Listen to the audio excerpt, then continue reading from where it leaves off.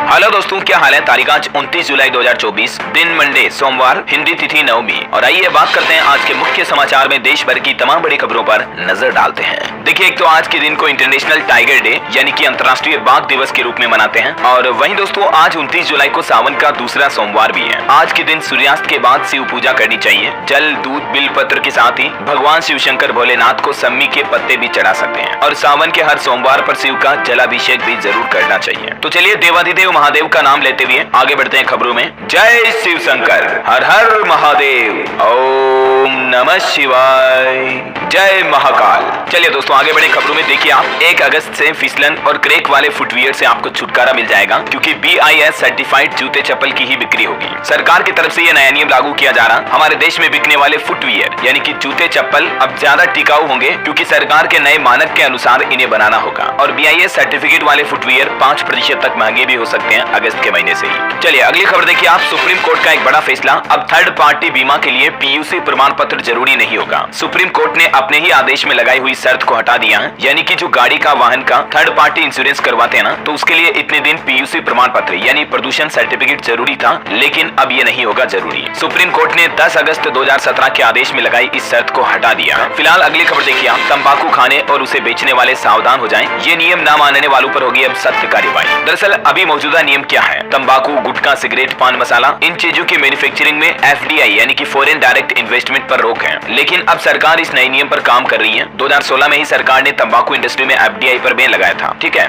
लेकिन अब तंबाकू सेक्टर से जुड़े उद्योग, बिजनेस में विदेशी निवेशकों के लिए भी अनुमति देने और इससे जुड़े कुछ नियमों को और ज्यादा सख्त करने पर विचार कर रही है। यानी तंबाकू क्षेत्र में FDI नियम और ज्यादा मजबूत होंगे। DPIIT ने मंत्रालयों के विचार जानने के लिए एक नया मसौदा भी तैयार किया है। चलिए अगली खबर देखिए दोस्तों। दिल्ली सरकार के खिलाफ छात्रों ने प्रदर्शन किया। कल ही आपको पता होगा एक कोचिंग इंस्टीट्यूट के बेसमेंट में पानी भरने से 3 छात्रों की मौत हो गई थी। दिल्ली के राजेंद्र नगर में ये घटना हुई। इनमें 2 तो छात्राएं थी और एक छात्र की मौत हो गई। कुल मिलाकर 3 स्टूडेंट की जान गई दिल्ली के एक IAS कोचिंग में। हालांकि अब इस कोचिंग इंस्टीट्यूट के मालिक और कोऑर्डिनेटर को 14 दिन की न्यायिक हिरासत में भेज दिया गया। बेसमेंट में 3 मिनट में 12 फीट तक पानी भर गया था और छात्रों की जान डूबने की वजह से ही गई। तो इसलिए दिल्ली सरकार के खिलाफ छात्रों ने प्रदर्शन भी किया। ये देख सकते हैं आप उस वक्त की कुछ तस्वीरें भी। कोचिंग इंस्टीट्यूट के बाहर से बेसमेंट में कितना पानी जा रहा है। चलिए दोस्तों अगली खबर देखिए। बजट के बाद पहली बार PM मोदी ने मन की बात कार्यक्रम का 112वां एपिसोड प्रसारित किया और इसमें PM बोले कि 15 अगस्त को यानी आने वाले स्वतंत्रता दिवस पर मैं स्पीच दूंगा। आप अपने टॉपिक पर सुझाव भेजें। आजादी के पर्व पर हैंडलूम के कपड़े जरूर खरीदें। और इस मन की बात कार्यक्रम में PM मोदी ने देश को नशा मुक्त बनाने का आह्वान भी किया। इसके लिए मानस हेल्पलाइन नंबर 1933 भी जारी किया। मानस जो कि देश को नशा मुक्त बनाने के लिए सरकार की तरफ से एक विशेष केंद्र खोला गया है। तो आप भी इस टोल फ्री नंबर 1933 पर कॉल करके नशा मुक्ति से जुड़े परामर्श हासिल कर सकते हैं, है ना। और इसके अलावा दोस्तों PM मोदी ने मन की बात में एक और बात का जिक्र किया, वो है प्रोजेक्ट परी। अब समझिए ये प्रोजेक्ट परी क्या है। ये परी कोई आसमान में उड़ने वाली स्वर्गीय परी नहीं है, बल्कि प्रोजेक्ट परी का फुल फॉर्म है public art of India, PARI। और इस प्रोजेक्ट परी का मकसद है हमारे देश में उभरते कलाकारों को एक मंच पर लाने का बड़ा माध्यम बन रहा है ये प्रोजेक्ट। आप देखते होंगे कई सड़कों के किनारे, दीवारों पर, अंडरपास में बहुत सुंदर पेंटिंग्स जो बनाई हुई दिखती हैं। ये पेंटिंग्स और कलाकृतियां यही कलाकार बनाते हैं जो प्रोजेक्ट परी से जुड़े हैं। वहीं PM ने कहा कि माँ और धरती माँ के लिए कुछ स्पेशल करना होगा। पेड़ लगाने के अभियान से ज्यादा जुड़े देशवासी ये भी अपील किए। और प्रधानमंत्री ने पेरिस ओलंपिक में भारतीय खिलाड़ियों का हौसला बढ़ाने के लिए भी देशवासियों से अपील की। कहा कि आप सभी खिलाड़ियों का उत्साह बढ़ाइए। वैसे इस बार के पेरिस ओलंपिक में भारत की जीत और पदक की शुरुआत हो चुकी है। कल ही आपको पता होगा पेरिस ओलंपिक में भारत को पहला मेडल मिला। हरियाणा के मनु भाकर ने 10 मीटर एयर पिस्टल में ब्रॉन्ज मेडल जीता। शूटिंग में मेडल दिलाने वाली पहली महिला खिलाड़ी बन चुकी है ये मनु भाकर। इस जीत के बाद PM मोदी ने फोन करके मनु भाकर को बधाई भी दी। और ओलंपिक्स का अभी तक का अपडेट देखिए दोस्तों। मनु भाकर ने तो कांस्य पदक जीत लिया है। इसके साथ ही सिंधु और प्रणय ने भी जीत के साथ अपने अभियान का आगाज किया है। वहीं अर्जुन बाबूता ने भी निशानेबाजी में एक और पदक की उम्मीद जगाई है। संदीप फाइनल में जगह बनाने से चुके हैं। वैसे खेल जगत में भारत के लिए एक और अच्छी खबर है। भारत ने 7 विकेट से जीता दूसरा T20 मैच। श्रीलंका ने 31 रन बनाने में 7 विकेट गंवा दिए। मतलब बहुत बुरी हार हुई श्रीलंका की। यशस्वी सूर्या और हार्दिक सभी ने बहुत ही विस्फोटक पारियां खेली। हालांकि दोस्तों महिला क्रिकेट टीम में एशिया कप फाइनल जीतते जीतते रह गया भारत। श्रीलंका ने पहली बार जीता एशिया कप का खिताब। फाइनल में भारत को 8 विकेट से हराया। और चलिए खेल समाचार के बाद आगे बढ़ते हैं खबरों में। देखिए बीजेपी शासित राज्यों के मुख्यमंत्रियों की दिल्ली में बैठक हुई। PM मोदी ने कहा कि गरीबों को राज्य और केंद्र सरकार की योजनाओं का फायदा मिले। इस बैठक में गृह मंत्री अमित शाह, JP नड्डा भी मौजूद रहे। और इससे पहले आपको पता होगा बीजेपी हेडक्वार्टर में पार्टी शासित राज्यों के मुख्यमंत्रियों की भी बैठक हुई। 4 राज्यों में होने वाले विधानसभा चुनाव पर भी चर्चा हुई। इसमें पार्टी संगठन के नेता भी मौजूद रहे। चलिए अगली खबर देखिए। 15 अगस्त से करूंगा 28 दिनों का अनशन, अगर सरकार ने नहीं शुरू की बातचीत तो। सोनम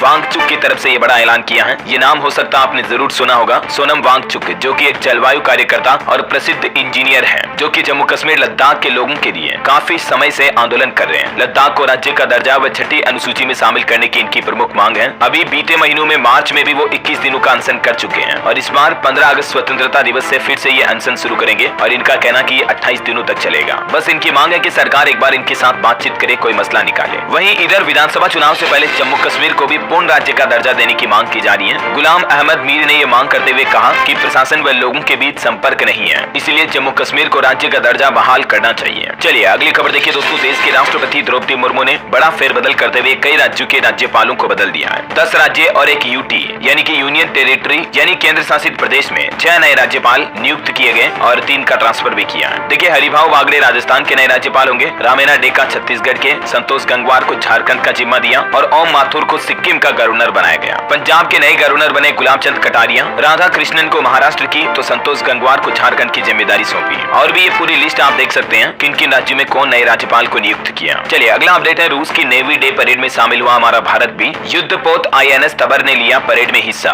राष्ट्रपति व्लादिमीर पुतिन ने ली सलामी। और वहीं खबर है दोस्तों, झारखंड राज्य में आज पेश होगा पहला अनुपूरक बजट। पक्ष विपक्ष में टकरार के आसार भी दिख रहे हैं और इस बजट में सत्ता पक्ष को घेरने की पूरी कोशिश करेगा विपक्ष भी। चलिए खबर देखिए, भारतीय रिजर्व बैंक RBI ने Ola financial services, Visa worldwide और मणपुरम फाइनेंस बैंक पर जुर्माना लगाया, क्योंकि ये बैंक नियमों का उल्लंघन कर रहे थे, पालन नहीं कर रहे थे। ये वजह की इन 3 भुगतान प्रणाली संचालकों पर रिजर्व बैंक की तरफ से कार्रवाई करते हुए लाखों रुपए का जुर्माना लगाया गया। चलिए खबर देखिए, हरियाणा राज्य में 2 दिन बाद अब काम पर लौटे डॉक्टर, लेकिन अभी भी सरकार को 15 अगस्त तक का अल्टीमेटम दिया है। तब तक अगर इनकी मांगे नहीं मानी जाती हैं, तो फिर से यह हड़ताल करेंगे। हालांकि NHM कर्मियों की हड़ताल अभी भी जारी है। हरियाणा में डॉक्टर अपनी मांगों को लेकर कई दिनों से धरना प्रदर्शन कर रहे थे, तो आखिरकार अभी तो उन्होंने सरकार को 15 अगस्त तक का समय दिया और काम पर लौटने का फैसला किया है। ये डॉक्टर क्यों हड़ताल कर रहे थे, जिसकी कुछ डिटेल भी आप देख सकते हैं। और इधर नर्सिंग कर्मियों का कहना कि 4 अगस्त को मुख्यमंत्री आवास का घेराव भी करेंगे। चलिए अगली खबर देखिए, भारत में व्हाट्सएप की सेवाएं बंद करने की खबरों के बीच मेटा का नहीं आया जवाब और केंद्रीय संचार मंत्री अश्विनी वैष्णव बोले कि चालू रहेगी व्हाट्सएप सर्विस। तो टेंशन ना ले आप, व्हाट्सएप, फेसबुक, इंस्टाग्राम भारत से बंद नहीं होने वाले हैं, है ना। चलिए बड़ी खबर आ रही, किसानों को अब 14 घंटे मिलेगी बिजली, खुद DM करेंगे निगरानी। बिहार के मुख्यमंत्री नीतीश कुमार की तरफ से ये आदेश जारी किया गया और किसानों को मिलने वाली बिजली के घंटों में बढ़ोतरी की गई है। अब सुबह 5 से लेकर शाम 7 बजे तक बिजली की पर्याप्त उपलब्धता होगी बिहार राज्य में। चलिए अगला अपडेट है दोस्तों, इनकम टैक्स डिपार्टमेंट की तरफ से फाइनल नोटिस जारी किया गया। 31 जुलाई तक फाइल कर दें आप अपना इनकम टैक्स रिटर्न। ITR भरने के लिए अभी आपको 2 ऑप्शन मिलते हैं, ओल्ड और न्यू रिजीम में आप ITR फिलअप कर सकते हैं और न्यू टैक्स रिजीम में 3 लाख रुपए तक की इनकम पर 0 टैक्स लगता है। हालांकि आयकर विभाग की तरफ से टैक्स पेयर्स के लिए एक चेतावनी और जारी की गई है कि रिफंड पाने के लिए ये काम ना करें, वरना सख्त कार्रवाई की जाएगी। कई लोग रिफंड पाने के चक्कर में बड़ा चढ़ाकर खर्चे वगैरह लिख देते हैं और कुछ फर्जी दावे करते हैं टैक्स रिटर्न भरने के दौरान। तो इनकम टैक्स डिपार्टमेंट का कहना है कि आप ऐसा करने से बचें, क्योंकि ऐसा करना दंडनीय अपराध है। चलिए अगली खबर देखिए दोस्तों, नेताजी सुभाष चंद्र बोस के पोते चंद्र कुमार बोस ने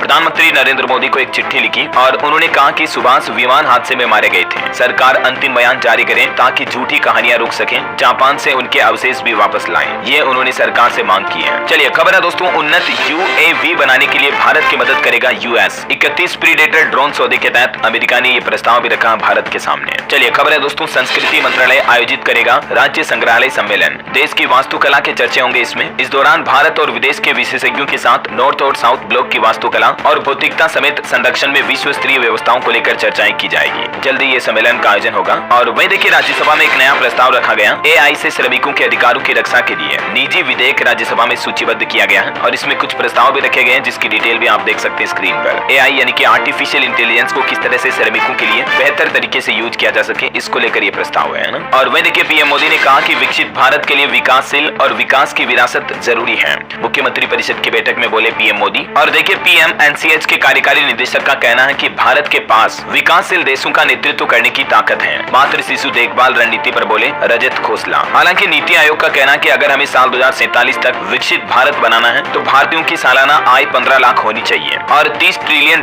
की अर्थव्यवस्था होना भी जरूरी है। तभी साल 2047 तक भारत विकसित राष्ट्र बन सकता है ना। चलिए अगला अपडेट देखिए, सुप्रीम कोर्ट के मुख्य न्यायाधीश ने निचली अदालतों की कार्य प्रणाली पर कुछ सवाल उठाए और जमानत याचिकाओं में देरी पर नाराजगी भी जताई। चलिए अगली खबर देखिए दोस्तों, UN की एक बड़ी चौंकाने वाली रिपोर्ट सामने आ रही है। विश्व में अधिकांश स्कूली छात्रों को न्यूनतम शारीरिक शिक्षा भी नहीं दी जाती है। UN की रिपोर्ट में बात की जानकारी सामने आई। मतलब बच्चों को एजुकेशन एकेडमिक तो मिल जाती है, लेकिन फिजिकल हेल्थ के बारे में कोई एजुकेशन नहीं दी जाती है। कहीं ना कहीं स्कूलों में इसको और बेहतर करने की जरूरत है। यूएन रिपोर्ट में ये बात कही गई। और एक और रिपोर्ट देखिए आप, भारतीयों से जुड़ी है ये। 55% भारतीय लोग सेहतमंद आहार का खर्च उठाने में असमर्थ हैं। यहाँ तक कि इस मामले में भारत के हालात दक्षिण एशियाई देशों के औसत से भी खराब हैं। संयुक्त राष्ट्र यूएन की ही एक नई रिपोर्ट में भारत को लेकर ये जानकारी सामने आई। मतलब भारत में आधे से भी ज्यादा आबादी स्वस्थ आहार पर खर्च उठाने में भी असमर्थ है। मतलब आधे से ज्यादा भारतीय उच्च पोषण युक्त खाना भोजन पाने के लिए भी खर्च नहीं कर सकते हैं। और दोस्तों, क्लाइमेट चेंज पर भी एक बड़ी चौंकाने वाली रिपोर्ट आ रही कि जलवायु परिवर्तन की वजह से जैव विविधता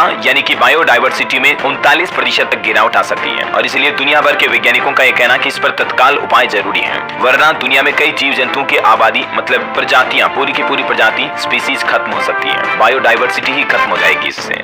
वैज्ञानिकों के जलवायु मॉडल के जरिए किए ताजा शोध से यह पता चला कि अगले 20 सालों के दौरान 39% प्रजातियों में कमी आ सकती है। चलिए अगली बड़ी खबर है दोस्तों, हमारे देश में चांदीपुरा वायरस ने अब और टेंशन बढ़ा दी है। स्वास्थ्य मंत्रालय की तरफ से इस वायरस से निपटने की अब रणनीति भी बनाई गई है। सबसे ज्यादा आपको बताऊंगा गुजरात में चांदीपुरा वायरस बच्चों की जान ले रहा है। और अभी 3 राज्यों में 3 वायरस ने सरकार की और लोगों की परेशानी बढ़ा रखी है। देखिए 3 राज्यों में अलग अलग वायरस कौन से, एक तो गुजरात में चांदीपुरा है, केरल राज्य में निपाह वायरस का मामला सामने आया था और महाराष्ट्र में जीका वायरस के मामले भी मिले हैं। उसके बाद अब केंद्र सरकार ने एक कमेटी का गठन किया है। आसपास के राज्यों की निगरानी की जा रही है और तीनों राज्यों की वर्तमान स्थिति पर आगे का पूरा प्लान भी तैयार कर लिया गया है ना। और दोस्तों अभी तो अपन कुछ और महत्वपूर्ण और काम की खबरें देखेंगे, लेकिन फिलहाल वक्त तो चला आज के मौसम समाचार जानने का।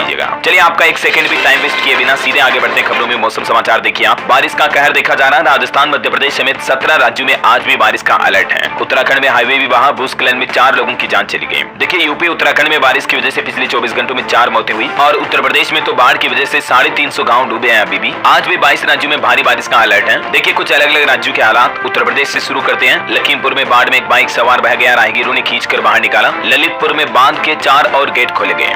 यूपी के फिरोजाबाद में सबसे ज्यादा बारिश हुई। इधर झारखंड में अगले 3 दिन भारी बारिश का अलर्ट है। 30 जुलाई को 10 जिलों में और 31 जुलाई को 14 जिलों में बारिश का येलो अलर्ट है झारखंड में, है ना। और वही दोस्तों हरियाणा में देखिए 18 जिलों में मानसून की हालत खराब रही। सिर्फ 25% ही बरसे बादल, मतलब 75% कम बारिश हुई। हालांकि मौसम विशेषज्ञों का कहना है कि अभी 4 दिन और बारिश होगी हरियाणा के अधिकतर जिलों में। बाकी इस बार हरियाणा के कई जिलों में सूखे जैसा माहौल है। कई जिलों में काफी कम बारिश देखी गई। टेबल में आप डेटा भी देख सकते हैं। चलिए छत्तीसगढ़ में देखिए दोस्तों, कच्चे घर गिरने से 2 मासूम बच्चों की जान चली गई। कांकेर में 6 महीने की बच्ची भी इसमें शामिल थी। कोंडा गांव में 1.5 साल के एक लड़के ने भी दम तोड़ा। क्योंकि छत्तीसगढ़ के भी अधिकतर जिलों में बाढ़ जैसे हालात हो रहे हैं। तस्वीरें देखकर आप अंदाजा लगा सकते हैं। अगले 24 घंटों के दौरान छत्तीसगढ़ के इन 18 जिलों में येलो अलर्ट है। किन किन जिलों में ये लिस्ट भी आप देख सकते हैं। वहीं दोस्तों मध्य प्रदेश में देखिए आप, उज्जैन में 2.5 इंच बारिश देखी गई। निचले इलाके डूबे। कोलार के 2 और सतपुड़ा डैम यानी बांध के 7 गेट खोले गए। 6 जिलों में एमपी में आज भी बारिश का अलर्ट है। बिहार के भी 19 जिलों में बारिश की चेतावनी। 2 सप्ताह में कमजोर पड़ा मानसून। अब तक 37% कम बारिश हुई बिहार में। राजस्थान में आज भी 16 जिलों में बारिश का अलर्ट। भारी बरसात के कारण 2 बांध के 7 गेट खोले गए। अब भी सामान्य से कम बरसात है राजस्थान में। पंजाब में देखिए औसत तापमान में 1.5 डिग्री की गिरावट हुई। आज भी पंजाब के 11 जिलों में बारिश का अलर्ट। 30 जुलाई से येलो अलर्ट जारी है। हिमाचल प्रदेश के 5 जिलों में बारिश की चेतावनी। मानसून सीजन में सामान्य से 38% यहाँ भी कम बारिश देखी गई। और दोस्तों मौसम वैज्ञानिकों का कहना है कि क्लाइमेट कुछ इस तरह से बदला कि अब मौसम विभाग की भविष्यवाणियां भी गलत हो रही है। वैज्ञानिक बोले कि बारिश का पैटर्न ही चेंज हो गया।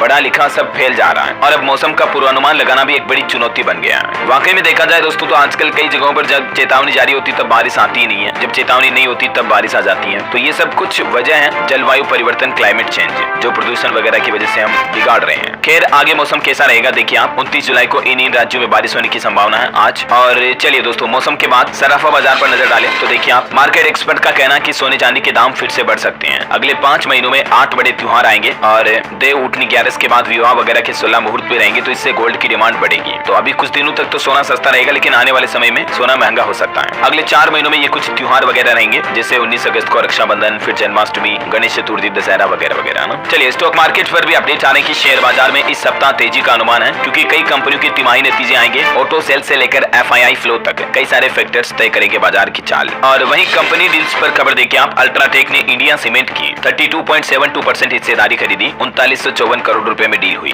अब कंपनी के पास टोटल 55.49% स्टेक है। और वहीं देखिए railway PSU company RITES share धारकों को देगी बोनस शेयर और डिविडेंड भी। 31 जुलाई को बोर्ड मीटिंग में लगेगी मुहर। और चलिए मार्केट के बाद आगे बढ़ते हैं खबरों में। देखिए एक सवाल उठाया जा रहा है कि क्या समलैंगिक भी रक्तदान यानी कि ब्लड डोनेशन कर पाएंगे या नहीं। ये मामला अब सुप्रीम कोर्ट तक पहुंच चुका है और 30 जुलाई कल सुप्रीम कोर्ट में इस मुद्दे को लेकर सुनवाई होगी। LGBTQ कम्युनिटी के रक्तदान पर रोक लगाने के खिलाफ सुप्रीम कोर्ट में देखते हैं क्या फैसला आता है। जो भी अपडेट आएगा मैं आपको बता दूंगा। और वहीं देखिए अगली खबर, सेहतमंद पंजाब सरकार की गारंटी है। पंजाब सरकार ने स्वास्थ्य विभाग को दी 58 नई एम्बुलेंस। पंजाब के मुख्यमंत्री भगवंत मान ने यह हरी झंडी दिखाई। और कैंसर को लेकर एक बड़ी चौंकाने वाली रिपोर्ट आ रही कि सिर और गला कैंसर के 26% केस हैं। 2040 तक 21 लाख कैंसर के नए मामले आने की संभावना है हमारे देश भारत में। कैंसर मुक्त भारत फाउंडेशन की ओर से की गई स्टडी में यह बात सामने आई है। वहीं केंद्र सरकार ने यह प्लान भी बनाया, मैंने आपको कल ही बताया था। अगले 1 साल में देश के सभी गाँवों को दूर संचार संपर्क से जोड़ने का लक्ष्य रखा है। केंद्रीय मंत्री ज्योतिरादित्य सिंधिया ने कहा कि 24,000 ग्रामों की यानी 24,000 गाँव की पहचान की गई है जहाँ नेटवर्क में अभी दिक्कत आती है, तो उन गाँव में टेलीकॉम ऑपरेटिंग सर्विस को बेहतर बनाया जाएगा। अब आपको फुल टावर मिलेंगे गाँव में भी, मतलब है ना, जियो, एयरटेल, वोडाफोन आइडिया सभी के। चलिए ऑटो इंडस्ट्री से खबर देखिए, टाटा कर्व ईवी को मिलेंगे कई सेगमेंट फर्स्ट फीचर्स। 7 अगस्त को इसकी मेगा एंट्री होगी मार्केट में। चलिए अगली खबर देखिए, उत्तर प्रदेश रोडवेज में एक नया नियम लागू हो चुका है। अब 5 क्विंटल से ज्यादा लगेज यानी कि सामान ड्राइवर और कंडक्टर नहीं ले जा पाएंगे। अगर ऐसा करेंगे तो सख्त कार्रवाई होगी। और यूपी रोडवेज में पैसेंजर यानी कि यात्रियों की लिमिट भी लगा दी गई है, क्योंकि कई बार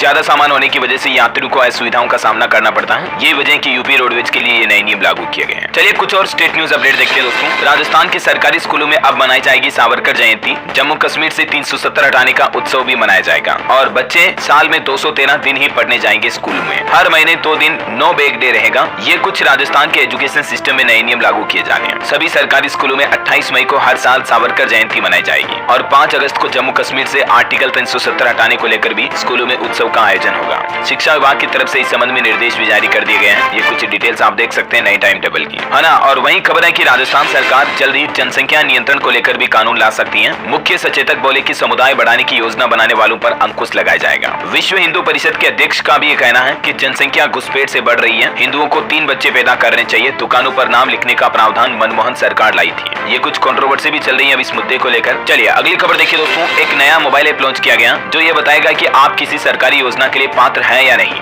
10 आसान सवालों का जवाब देने पड़ेंगे आपको इस ऐप पर और सीधे आप आवेदन कर पाएंगे किसी भी सरकारी योजना के लिए। मध्य प्रदेश सरकार की तरफ से ये पात्रता मोबाइल ऐप लॉन्च किया गया जो कि सरकार की योजनाओं का लाभ पाने के लिए आप पात्र हैं या नहीं ये पता लगाने के लिए इस मोबाइल ऐप का इस्तेमाल आप कर सकते हैं। आवेदन के लिए क्या स्टेप्स फॉलो करने हैं? सबसे पहले तो आपको गूगल प्ले स्टोर से पात्रता मोबाइल ऐप डाउनलोड करना, सर्च करके ये इसका लोगो है, ध्यान रखिएगा। अभी फिलहाल इस ऐप पर 37 योजनाओं की जानकारी अपलोड कर दी गई है जिनके बारे में आपको डिटेल पता चल जाएगी, है ना। और वहीं देखिए मध्य प्रदेश के मुख्यमंत्री मोहन यादव ने आज अंतर्राष्ट्रीय बाघ दिवस के मौके पर बधाई दी और कहा कि हमारा सौभाग्य है कि एमपी टाइगर स्टेट है। चलिए अगली खबर देखिए, छत्तीसगढ़ में आंगनबाड़ी केंद्रों के लिए बनेंगे नए भवन। केंद्रीय राज्य मंत्री सावित्री ठाकुर पहुंची सरगुजा, कहा कि आंगनबाड़ी भवनों का सर्वे करवाएंगे। वहीं छत्तीसगढ़ कर्मचारी अधिकारी फेडरेशन भी 6 अगस्त को प्रदर्शन करेगा। इंद्रावती से महानदी भवन तक निकाली जाएगी मसाल रैली। फेडरेशन बोला कि अब नई सहीबो, मोदी की गारंटी लेकर रही वो। और वहीं देखिए छत्तीसगढ़ की 4 नगर पालिकाओं में मोर संगवारी ऐप की शुरुआत की जा रही है, जिससे कि राशन कार्ड, आधार कार्ड वगैरह ये डॉक्यूमेंट सीधे आपके घर पर डिलीवर हो जाएंगे। इसमें आपको चैटबॉट की सुविधा भी मिलेगी। डिप्टी सीएम अरुण साव आज सोमवार को छत्तीसगढ़ के मुंगेली जिले में मानस मंच से इस योजना की शुरुआत करेंगे। और शुरुआती चरण में राज्य में इन 4 नगर